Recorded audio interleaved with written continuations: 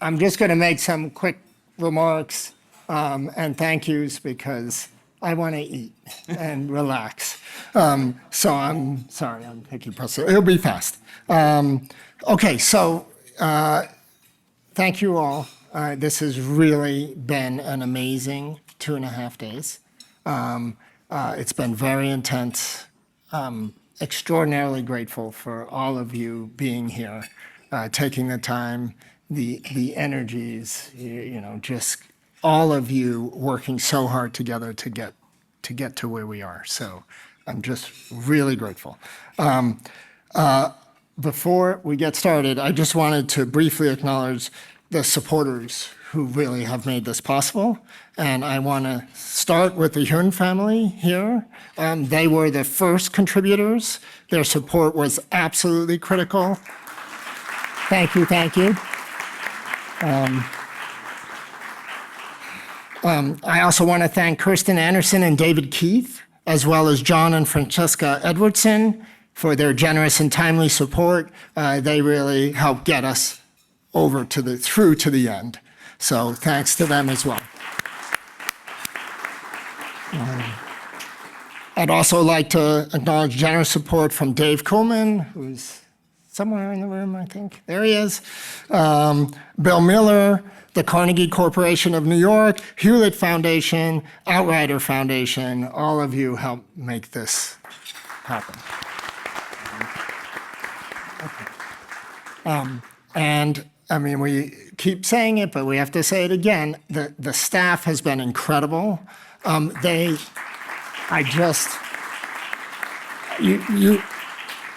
cannot imagine what we've put them through.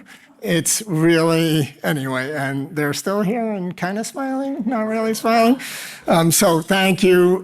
Plus One has been terrific, the AV team, PSD Graphic Arts that made all of this. A lot of it at the last minute. Thank you, staff at the study, staff here at the forum, the staff at Logan, where we'll go. It takes a village. In this case, it really has taken a village, and we're just extremely grateful because we started and had no idea what we were getting into, but here we all are.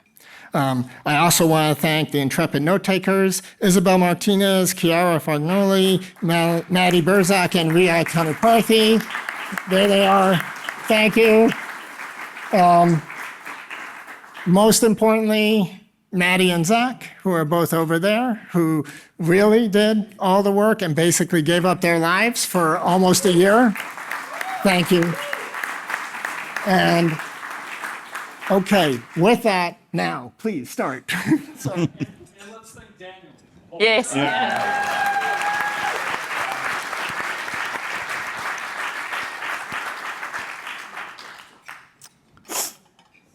All right. So if I haven't met you yet, my name is Robert K. Elder. I am the president and CEO of Outrider Foundation, and we support journalism and multimedia storytelling about nuclear risks and climate change. We're here at the 2025 Nobel Laureate Assembly for the Prevention of Nuclear War. And I wanted to remind everybody that this session is being recorded for posterity and the general public.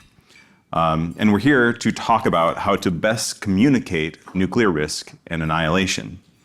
For this panel, we have Jody Williams, Nobel Laureate and founding chair of the Nobel Women's Initiative, as well as president of the City of Peace Foundation. We have W.J. Bill Hennigan, who writes about national security, foreign policy, and conflict for the opinion section of the New York Times. And at the end, Dr. Emma Belcher, the president of Ploughshares Foundation, which focuses on reducing the threat of nuclear weapons. And again, we're recording this video for the general public, some of whom this might be the first time they've heard about this Chicago Declaration. So I'm going to read some of the recommendations and then ask the panelists to respond to them. They'll have a couple minutes. And then I'll have questions for each of them. And again, to begin, the Declaration makes about 9, a little more, recommendations to reduce the risk of nuclear war. And among them are calls for all countries to reiterate their commitment to a moratorium on nuclear explosive testing, for Russia and the United States to immediately enter into negotiation on a successor to the New START Treaty, to acknowledge the fallibility of artificial intelligence, and a call for armed states to ensure that at least 2 individuals are involved in any decisions about the use of nuclear force. There's also a call for China, Russia, and the United States to forego massive investments in strategic missile defense, for all nations to reaffirm principles and obligations of the Outer Space Treaty, for all nations to expand and secure communication lines between themselves and increase the frequency of multilateral dialogues. The Nobel Laureates and signees also call on every nation to publicly recommit to all nuclear non-proliferation and reject and condemn proliferation by any state, including allies. 2 more. For all nations to reflect on the environmental, social, military, and economic impacts of nuclear conflict, and to support the upcoming UN Independent Scientific Panel on Nuclear War Effects.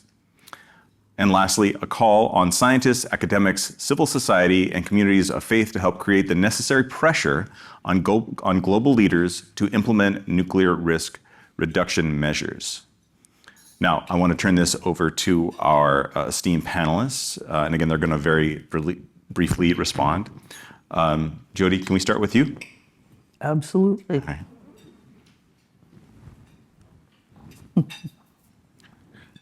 So, what did you think when you read the declaration?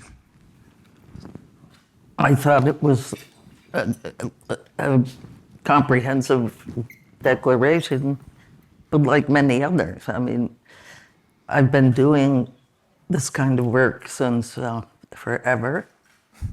And writing and I'm not condemning the declaration, believe me. But if you write a declaration and you do nothing with it, so what?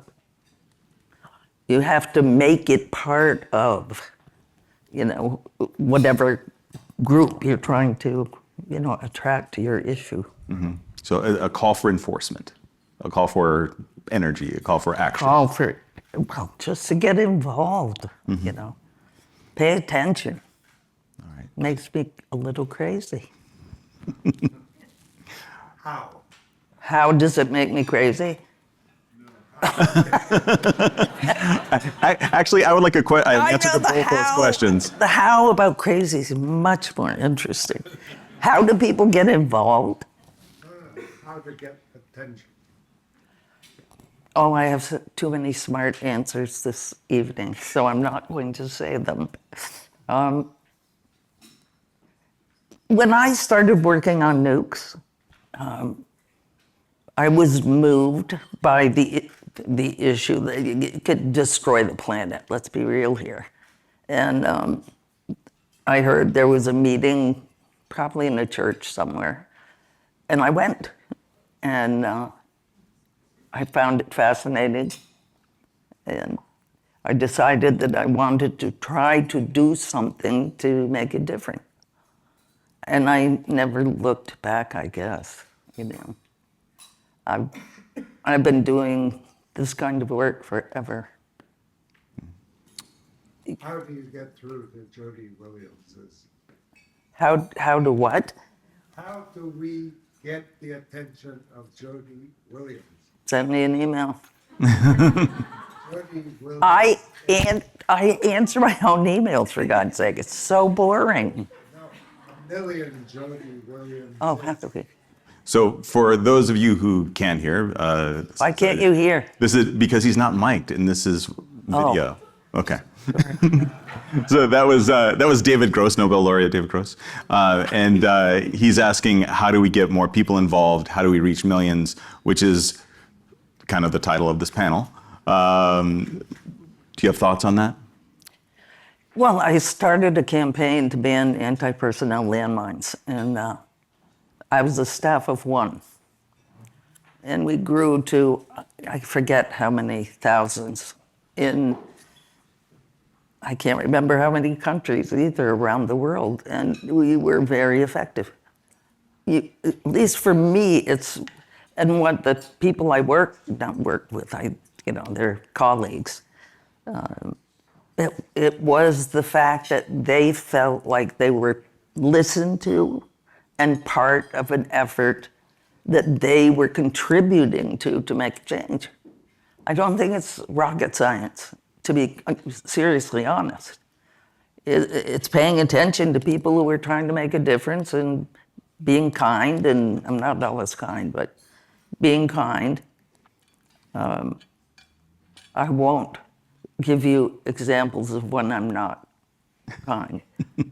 My mother hates it when I curse. She's Catholic. All right. So we're going to go on to Bill next. So your reaction to the declaration. Well, I do have a way to get through to a million people, but because I work for the New York Times. The declaration, I think the declaration was, interesting. I think that it was pretty, a lot of the things that were illustrated there are absolutely necessary. To me, what really stuck out was the two-person rule, of course, because I feel like that's something that we've heard from Scott Sagan for a number of years, but also because the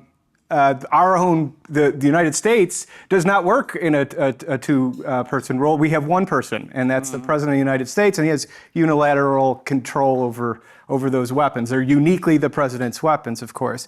The other thing that stuck out to me was this Outer Space Treaty. I don't think that the Outer Space Treaty is sufficient. It was great, before man walked on the moon, but we're now operating in an environment where nations are developing systems that are far more graduated than anything that could have been imagined back then. And for the first time now we see the US military talking outwardly about offensive capabilities. We've for years, that's been a red line that we're not willing to cross, but under this administration, it seems like they're off to the races. And I say this all in the background of the Sput nuke, or the threat of the Russian the prototype that they put into orbit last year that made headlines. We rely on space more than ever, and modern life is shaped by space. Even if many people don't understand that. And the risk of a nuclear detonation in space is so catastrophic. It's almost in a realm of abstraction in terms of the devastation that would be wrought here on Earth. So yeah, I don't know I don't know how to tie that up in a bow, but those were my first takeaways from what was written. All right, Emma, what was your reaction? Well, first of all, I think it was an amazing feat of bringing so many smart people, accomplished people into a room over 2 days to cover a wide range of issues related to nuclear weapons, and to actually get a declaration that was signed. I think I'm glad that we had someone like Alex Bell, who's been involved in diplomatic negotiations in the past, to really help sort of bring everybody together. But I think it was a remarkable achievement. I think I was delighted to see the humanitarian consequences and the realities of nuclear weapons in the statement. It rarely gets the attention that it deserves, and the attention that's going to help people relate to what we're talking about. I was also thrilled to see a mention of future generations. There is development in other settings, in other issue areas, climate change, human rights, related to the rights of future generations. And this should be something that we also talk about in the nuclear space, because it's so critical. 2 points about the content. It's very important, obviously, to talk about emerging technologies, artificial intelligence. I think a lot of the time when we think about AI and what scares people is the thought of AI doing command and control. Yeah. The importance of having a person in the loop, or as Scott Sagan is pushing, 2 people in the loop, which I think is right to humans. But for me, there's almost something a bit more insidious than just the command and control and AI. And it's the way that we're using data to inform decision making. And what we're seeing now is more and more evidence in wargaming that wargaming's using AI result in escalation that leads to catastrophic use. And to me, that's saying there's something about the AI and the way it's being programmed and the data and the algorithms that has a bias toward escalation. I think that's really dangerous. So we need to, as we're doing in other aspects of AI in different applications, look at what are the sources, how are they developed, what are the biases that are feeding into this, and try to account for that and maybe reverse, so that we're able to see situations that actually have more peaceful and safe outcomes. Can I add one thing? I wanted to. Go ahead. This is more just color. It is an amazing feat to have a document signed. I was at a Silomar earlier in the year, and it was a similar thing with a biotech conference, but it was very difficult to get so many people to agree to a statement. But I also want to say, the MLB All-Star game was yesterday. My dad and I watched it. My dad's here with me. I grew up on the south side of Chicago. I just happened to be in town for the summer visiting my family. And I was describing to him, this is like the All-Star game of nuclear people, of like nuclear nerds. It should be applauded that you were able to get a signed document that you all could sign on to. Mm-hmm. Emma, did you have an additional point, or are you done? I did, but No, go ahead. did Jody want to? Did you have? I had an additional point, not on AI. Go ahead. Yep. Okay. I think the other point too is about what's not included in the declaration, what didn't make it in. And that's the explicit mention of the Treaty on the Prohibition of Nuclear Weapons. And I understand that in a very short amount of time, we've got this remarkable group of people. We're not all going to agree on everything, and nor should we. We don't want to just be all agreeing, because that's not how we get to best solutions that are long-lasting and durable. But to me, it represents a little bit of a fissure in this field, where we have NPT opponents and TPNW proponents, and there are at times vicious disagreements between them. And, for those of you who weren't aware of the issue, I think some critics of the TPNW feel as though it could be weakening or undermining the NPT if countries who adhere or have signed both decide to follow the rules of one, maybe the TPNW, that they view as less rigorous, thus weakening the commitments versus the NPT. But then you have the proponents of the TPNW saying actually their treaty helps supplement and hold the countries that have nuclear weapons to their Article 6 commitments. And so I guess what I want to say is that I hear the arguments and the disagreements and the points from both sides, and I think people have valid reasons for holding the opinions they do, and maybe there are some hard feelings about how the TPNW came about, but I see these people as having an ultimate shared goal. And it's sort of ironic to me that at a time we're talking about trying to encourage countries to sit down and negotiate and have difficult conversations, that's not being done in this field.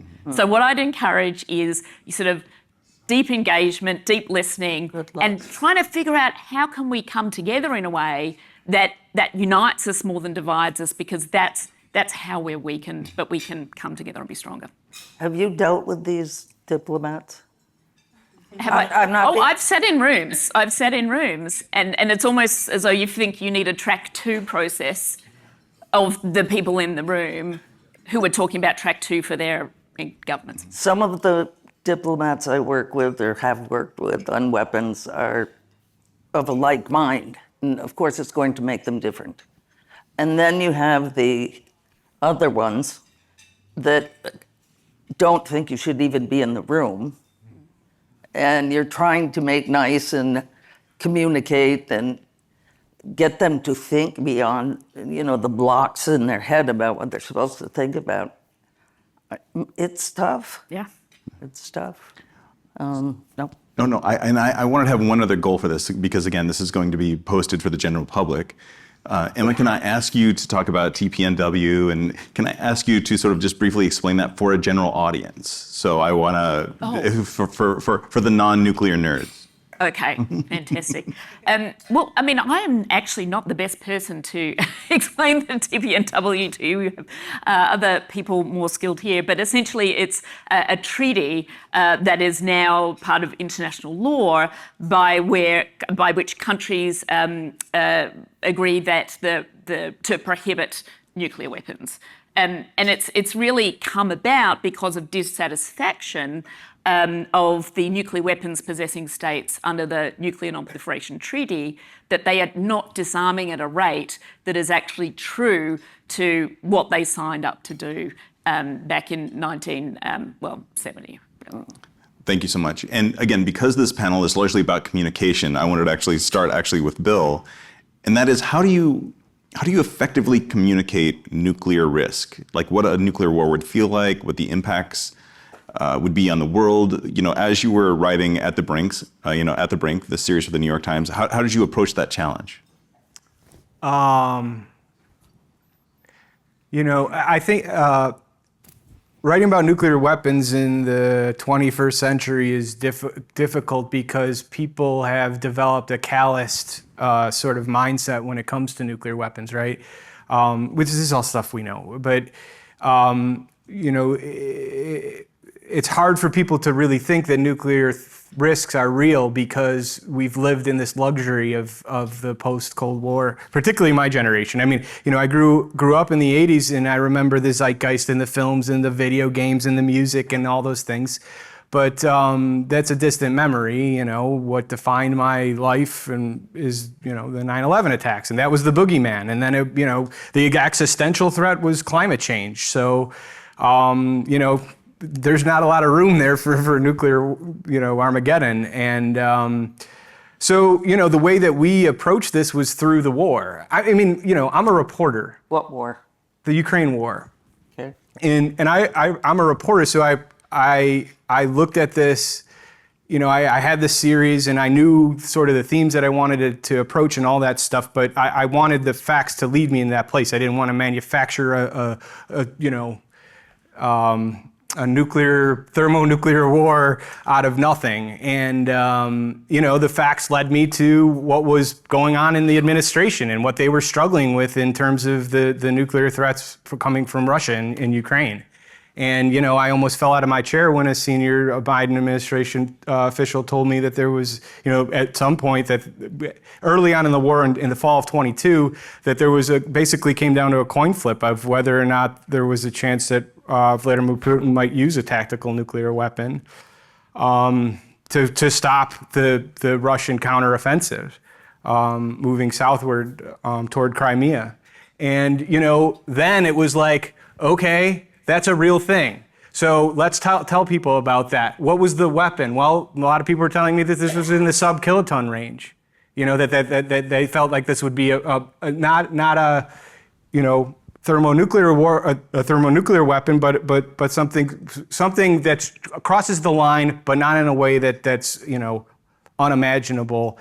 And, you know, still a half a kiloton is what, 250 times the explosive power of what the much ballyhooed mops that were dropped in Iran. It's mind-blowing. And the follow-on effects of all the different things. I mean, we all remember 9/11 and all the different ripple effects that one attack had on all parts of our modern life. So, you know, I did my best to talk about what the facts were in that war and what those implications were if this was actually done in practice. And I drew on a lot of the work that you guys all do.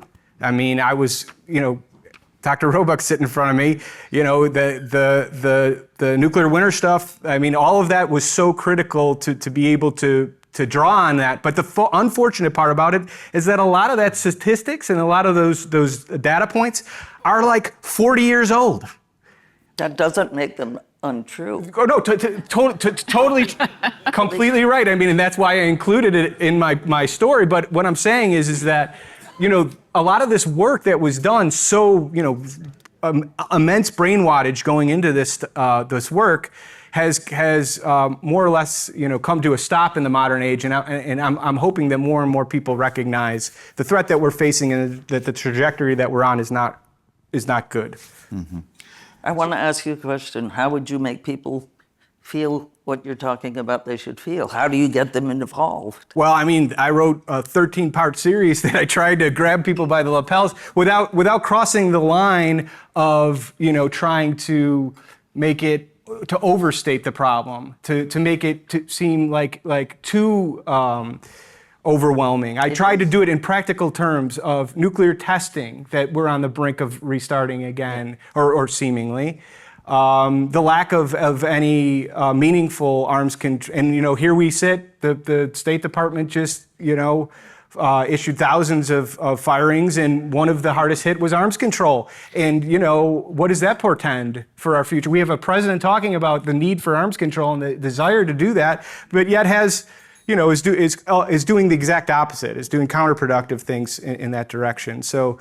For me, it's not overstating. It's a fine line between not overstating the problem, but also talking about what's actually occurring and how, the fact that nuclear use is more real now than it has been in all my life. Mm-hmm. Well, maybe not 83 when I was born. Maybe Belcher was a little different, but. So Emma, Ploughshares conducted a wide study about this and.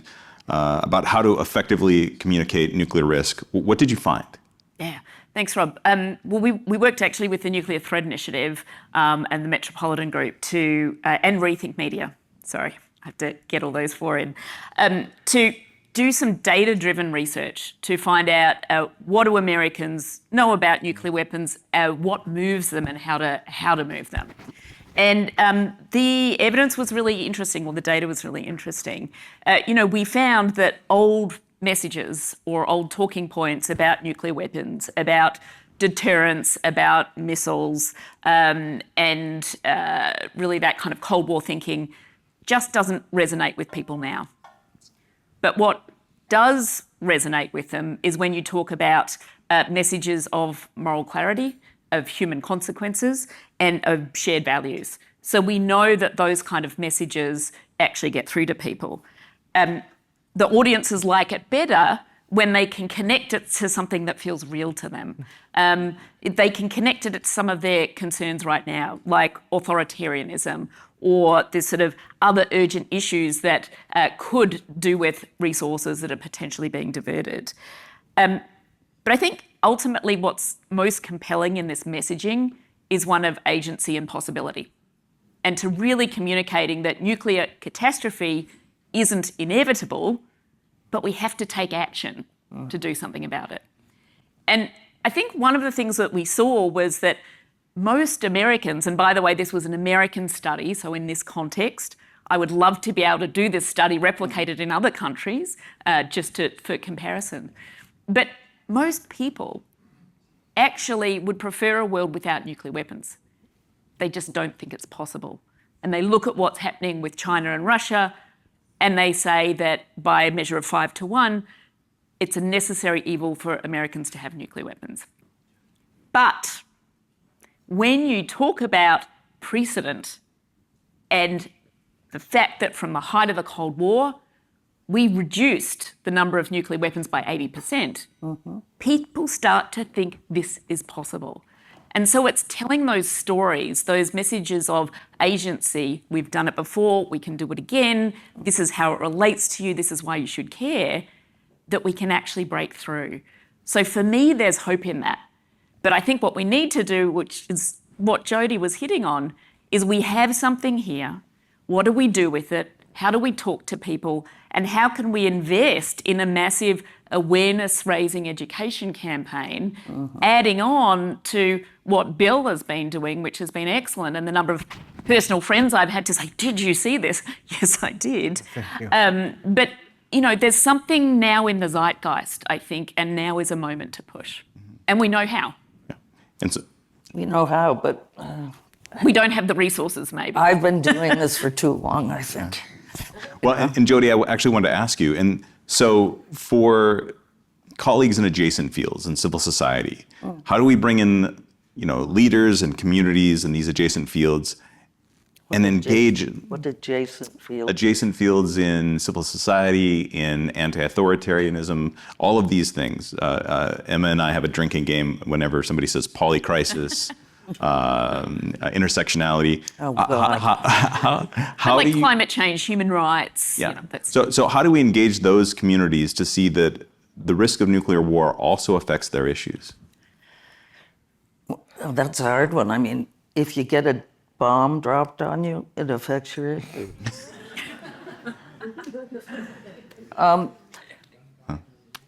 I mean, can I interrupt for a minute? Because people laugh, yes, but if you're someone who really cares about climate change, if there's a bomb dropped, climate change isn't going to be the focus for a while. We're going to sort of walk back decades of progress.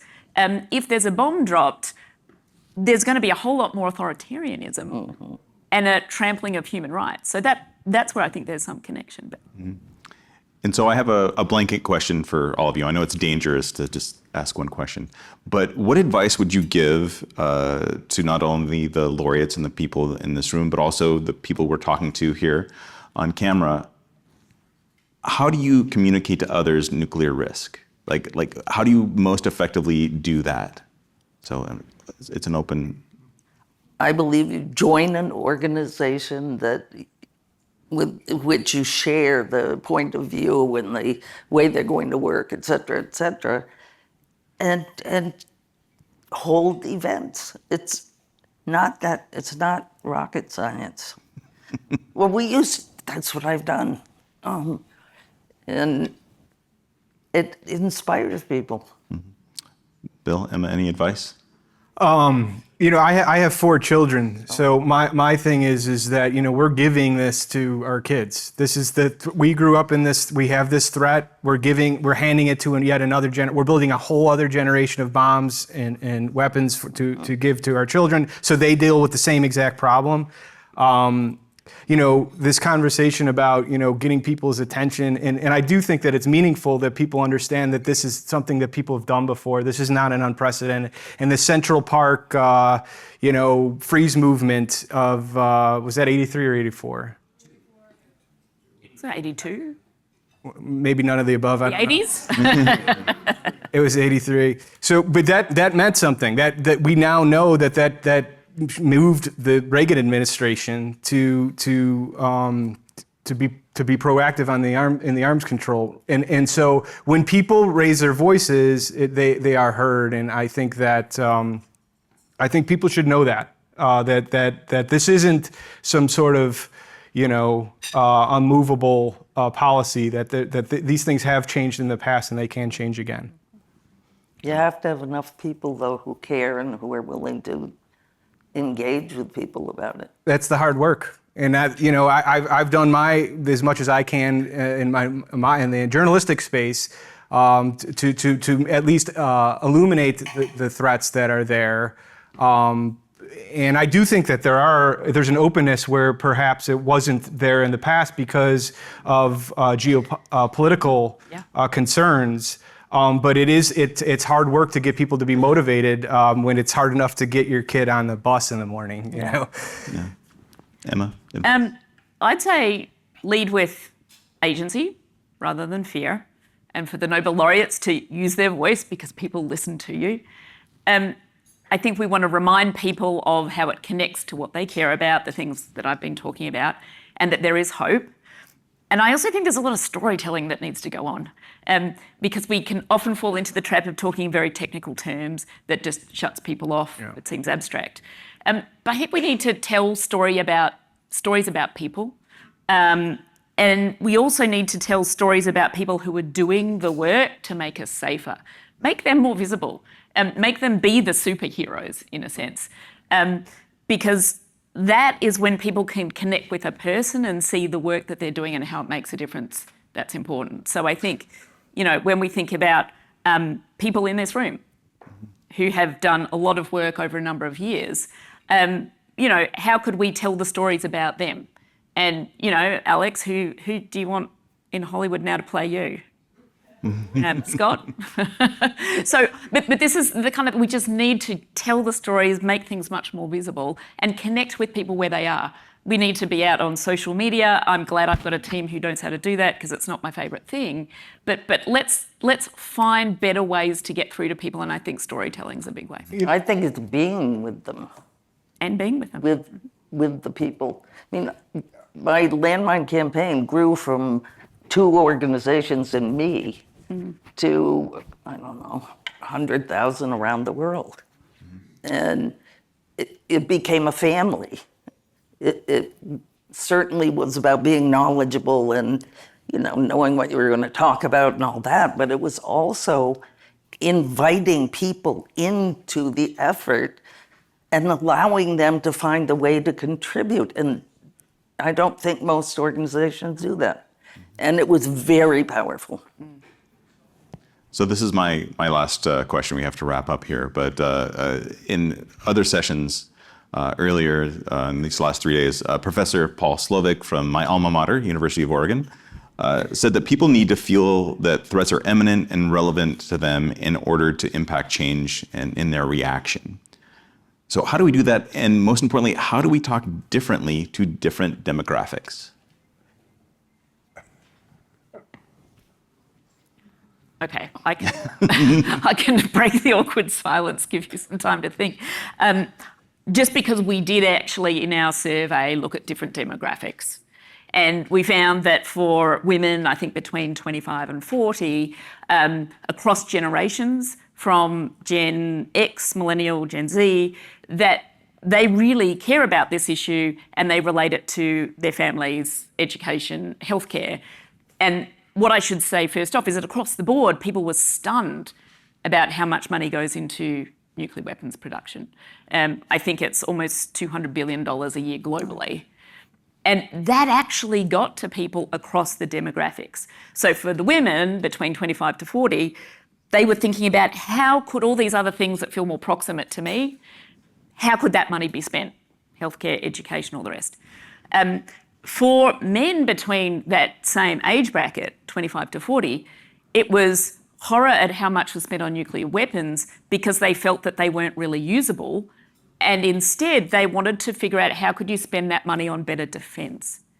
And so something here, though, with all of those findings said, there's something that people just want to feel safe and secure. So how do we tap into that? And how do we figure out the right kind of system to make them feel actually safe and secure, but not have this false sense of security? So it's about finding those different niches and talking to them and meeting them where they are. Bill, Jody, any thoughts? I'm just very cognizant of the fact that no food has been delivered since we've been out on the stage. But I'll say, to me, I don't really, it's hard for me to, that's not my job, is to kind of break this down into terms of who, the individual and how I'm getting the message to them. I think that, the facts are clear. We're spending unbelievable amounts of money on nuclear weapons that will be around for another 100 years. I think that, there are so many concerns, economic as well as environmental concerns about where we are building these weapons and whether or not we have the right people and as many people as we need to build them. And the trend lines geopolitically are not going well. They're getting worse. And there seems to be little movement in that regard, and going back to my comments before about the State Department and the cuts that are there. So, to me, that's everybody's problem. That's not, Southside Bill's problem or, upstate Jane's problem. That's everybody's problem. And I think that, the more attention that's given to this, the better chance that we have to make some meaningful change in policies. All right, so we have dinner and a concert to go to. Jody, final thought. I'm going to get a different job. Oh, I'm kidding. I'm not. Get a different job. I don't know. If I knew, I'd be the queen of the activists. That's not your title? Only when I'm feeling, heavy. Just from all of my work, from Central America to, everywhere,